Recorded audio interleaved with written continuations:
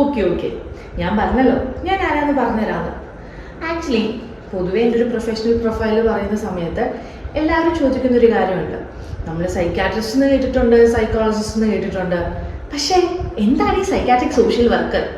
Okay, social work എന്ന് പറയുന്ന ഒരു ഫീൽഡ് ആക്ച്വലി കുറച്ച് കാലങ്ങളായിട്ട് നമുക്ക് അറിയുന്നൊരു മേഖലയാണ് അല്ലേ. നമ്മുടെ ചാരിറ്റിയും സോഷ്യൽ സർവീസും അവരോടെയല്ല കേട്ടോ. പ്രൊഫഷണലി ഡിഗ്രിയും PG ഒക്കെ ചെയ്ത് ക്വാളിഫൈഡ് ആയിട്ടുള്ള പ്രൊഫഷണൽ കോഴ്സ് ആയിട്ടുള്ള social work and social worker, അതിൽ തന്നെ ഒരു കൈൻഡ് ഓഫ് ഫീൽഡാണ് സൈക്കാട്രിക് സോഷ്യൽ വർക്കർ. പക്ഷേ ഒരു സൈക്കാട്രിക് സോഷ്യൽ വർക്കറായിട്ട് അല്ലെങ്കിൽ സോ കോൾ സൈക്കോതെറാപ്പിസ്റ്റ് അല്ലെങ്കിൽ തെറാപ്പി, കൗൺസിലിംഗ്, മെൻ്റൽ ഹെൽത്ത് ഫീൽഡിൽ വർക്ക് ചെയ്യണമെന്നുണ്ടെങ്കിൽ നമ്മൾ എന്ത് ചെയ്യണമെന്ന് വെച്ച് കഴിഞ്ഞാൽ ഇതിൽ ആക്ച്വലി ഒരു 2000+ hours ഓഫ് സ്ട്രക്ചേർഡ് ആയിട്ടുള്ള സ്കിൽഫുൾ ആയിട്ടുള്ള ക്ലിനിക്കലി നമ്മൾ ട്രെയിൻഡ് ആയിരിക്കണം. അതായത് നമ്മളുടെ 2 years of MPhil in psychiatric social work ചെയ്യുന്ന ഒരു വ്യക്തിയാണ് ആക്ച്വലി ഒരു സൈക്കാട്രിക് സോഷ്യൽ വർക്കറായിട്ട് വർക്ക് ചെയ്യാൻ പറ്റുന്നത്.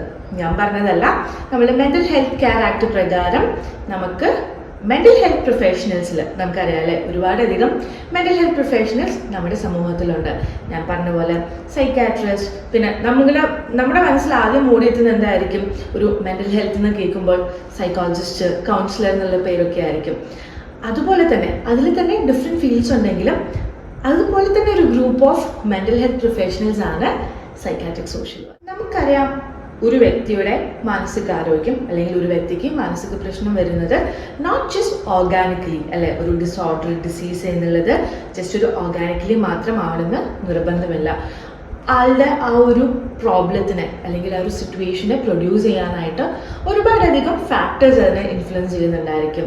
മേ ബി ഫാമിലി പ്രോബ്ലംസ് ആയിരിക്കാം, അല്ലെങ്കിൽ പേഴ്സണൽ ലൈഫിലായിരിക്കാം, റിലേഷൻഷിപ്പിലായിരിക്കാം, കരിയർ വൈസ് ആയിരിക്കാം, എൻവയോൺമെൻ്റലി, സോഷ്യലി, അങ്ങനെ ഒരുപാട് ഫാക്ടേഴ്സ് അതിനെ ഇൻഫ്ലുവൻസ് ചെയ്യാം.